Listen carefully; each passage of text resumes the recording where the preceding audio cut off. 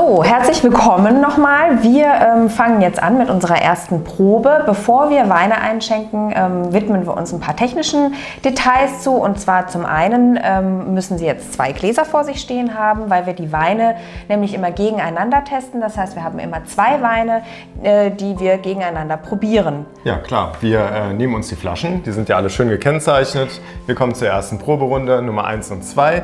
Wir werden, wie gesagt, jetzt gerade nicht so viel über die Weine sagen. Das kommt dann gleich. Und natürlich kleine Flaschen heißt, wenn Sie ein paar mehr Personen sind, nur ein Probeschluck. Ist sowieso besser, damit Sie die ganze Probe auch am Schluss schaffen. Also rechtes Glas, rechter Wein Nummer 1, linkes Glas, Wein Nummer 2. Und das ist dann ungefähr eine Probemenge, wie wir das auch immer tun. Das ist 0,05 oder sogar noch ein bisschen weniger. Das heißt, so eine Flasche ist für 5, 6 Personen kein Problem.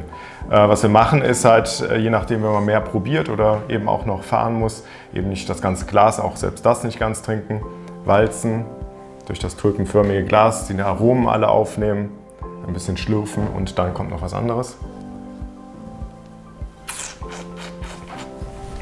Wer möchte, noch fahren muss oder vielleicht auch der Wein nicht ganz von Geschmack ist, der darf seinen Wein dann auch gerne ausspucken. Ist nicht so schön, ist auch ein bisschen schade, muss ich sagen. Ich hätte es lieber getrunken. Aber gut, dafür haben wir die Karaffe. Falls Sie die zu Hause haben, sollten Sie die dann gegebenenfalls nutzen. So. Genau, so kommen wir zum ersten Wein. Im rechten Glas haben Sie unseren Weißburgunder. Ganz viele Kunden haben sich jetzt schon sehr, sehr lange darauf gefreut und mussten jetzt auch schon sehr, sehr lange darauf warten, weil das, das Ganze so sich sehr, sehr Zeit gelassen hat. Das heißt, der Franz kam immer wieder ganz besorgt und kritisch aus dem Keller und hat immer gemeint, oh Mann, der ist immer noch nicht fertig. Der gärt noch, was soll ich denn jetzt nur machen und jetzt lasse ich ihm noch Zeit und so ging das eigentlich in einem fort, wirklich, ja. Letztes Jahr im März haben wir ihn angekündigt. Genau, letztes Jahr im März auf der Weinprobe, wer da war, hatte glaube ich schon von uns, meine ich, sogar schon E-Mails habe ich schon geschickt, ja. Genau, nee, konnte vorbestellen, das war die Idee, genau damals der Vorbestellung, haben Sie uns geholfen, schön viele Flaschen zu verkaufen. Und mein Wein, unser Wein, hat uns hängen lassen. Er hat so langsam gegoren, das habe ich noch nie erlebt. 12, 14 Monate Gärzeit, er war eigentlich parallel fertig mit den ersten 2019er Weinen. Wir haben den Weißburgunder 2018, also extrem langsame Vergärung, was einem Wein, muss man ehrlich sagen, sehr, sehr gut tut.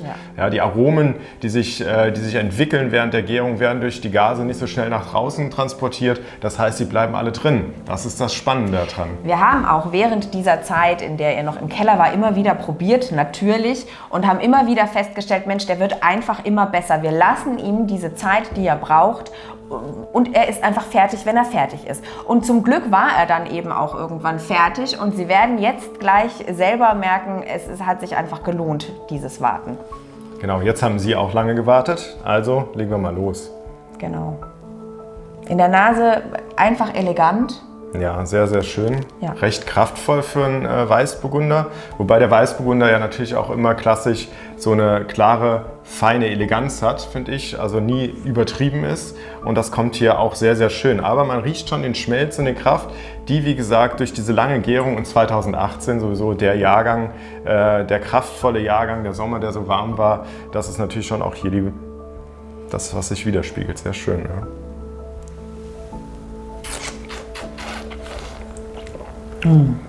Lecker. Sehr fein.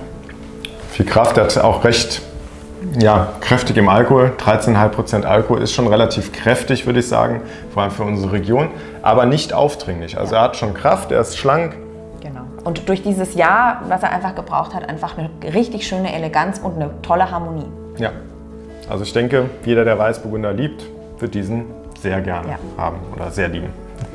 Im linken Glas, das ist die Nummer 2, haben wir unseren heißgeliebten Franziskus auch. Franziskus ist eine kleine Erfolgsstory bei uns auf dem Weingut.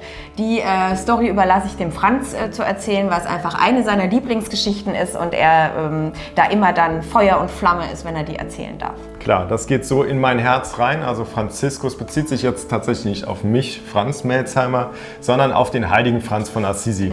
Und der ist als Patron des Naturschutzes eingegangen, schon vor knapp 900 Jahren.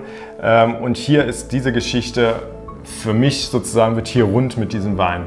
Also wir sind ja biologisch arbeitender Betrieb, Esther und ich haben den Betrieb ja umgestellt 2009 und das ist unsere Liebe auch, ist halt wirklich die Natur. Und was uns halt wichtig ist, wir säen alle unsere Weinberge ein. Jetzt im Frühling kommen die Kräuter nach draußen und fangen an langsam zu blühen und die Lebendigkeit ist da in den Weinbergen, die Bienen und so weiter fliegen umher und das freut mein Herz. Und das Schöne bei dem Franziskus, warum ist das jetzt bei dem was anderes als in anderen Weinbergen? Insofern, weil wir hier 2 Rebsorten haben, die eben pilzwiderstandsfähig sind. Das sind Rebsorten, wir nennen das auch Pivis, robuste Reben, die eben die Krankheiten besser vertragen und dadurch müssen wir weniger mit dem Traktor durch den Weinberg fahren. Dadurch haben wir weniger Bodenverdichtung, die Begrünung, die so schön blühen, wenn wir mit dem Traktor durchfahren, ist natürlich nicht ganz ideal, da tut mir immer ein bisschen das Herz weh und das müssen wir hier deutlich weniger tun. Dadurch haben wir mehr Lebendigkeit und unsere schönen Begrünungen sind nicht nur, muss man jetzt auch mal dazu sagen, nicht nur, damit es schön aussieht und alles ein bisschen bunt und wir eben diese Monokultur brechen, wichtige Faktoren, aber es ist eben auch die Ernährung der Rebe. Wir machen mit unseren Begrünungen eben die Düngung der Reben. So, und jetzt zum Wein. Jetzt zum Wein.